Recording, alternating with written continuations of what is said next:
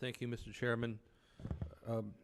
Time and again, when you're not necessarily on the subject matter here today with these particular projects, but the unnecessary requirement for a NEPA for simple things. In my region, for example, federal agencies will insist on what, in my view, are very unnecessary NEPA process in order to effectively what would happen is delay or block minor forestry projects, removal of roadside hazard, waste, etc.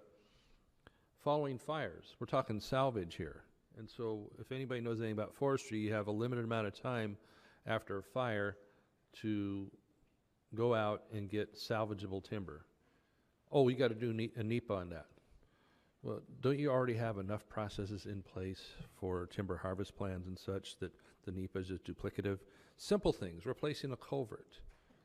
Oh, you got to do a NEPA. Well, the cost, the delay in that, especially when time is of the essence on a forestry project.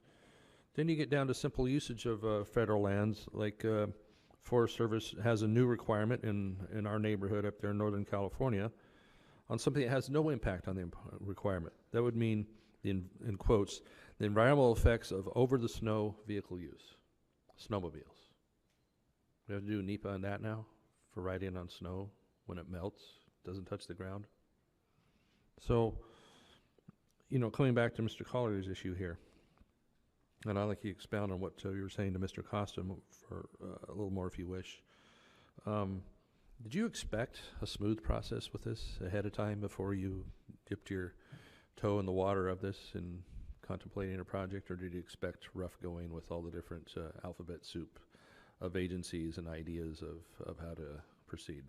Congressman, I've been doing this kind of work for almost 40 years.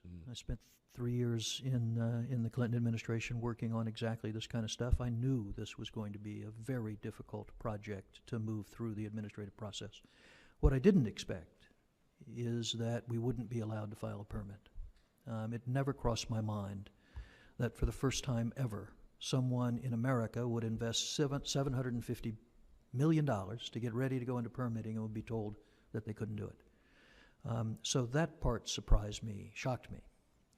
I guess I don't understand the chicken or the egg on this thing with, you know, applying for a permit and not being able to even start the process. That's mystifying to me. There's a regulation that the Corps has that says that once EPA initiates the 404 process, that the Corps is without jurisdiction to make a final decision on a permit. And therefore, Corps is a busy place in Alaska. The Alaska Corps will not take the time to review and assess and do an EIS and invest all of that money if they can't make a final decision on it. So they're waiting for EPA's final decision before. So we're in a position now where we practically can't file a permit.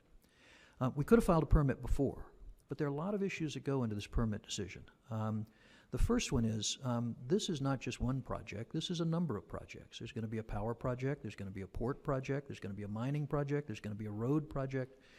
And with respect to every one of those, there are a number of environmental challenges, and we have to analyze them all. And if during that process someone suggests an idea that we think deserves consideration, we stop the process and analyze that until we go forward.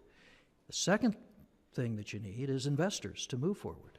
Since EPA has initiated this veto, it's been very difficult for us to get investors to move forward. So how do we get to a point where one-stop shopping we get this done? You have EPA doing one thing, you have Army Corps doing another. Do we lock them in a room and make them let them out until they come up with an idea of how a human being, how a customer of the government is supposed to go about doing a simple request to do business? I'd encourage you to find that room, Congressman. I'd love to be in it. But I think that finding a way to enforce for people to try and get this done. You got. I agree with you, Congressman. But finding a way to enforce the memorandum of agreement that both the Bush and Clinton administrations said to Congress they would follow, and that was negotiated pursuant to a statutory mandate to negotiate it, 404J, I think is a starting place. I think a second point is, to the extent that the statute is unclear, that we need to have a EIS done before a 404C decision is made, I think that would be helpful. So those are two places I think this committee could have a real impact. Thank you. I yield back, Mr. Chairman.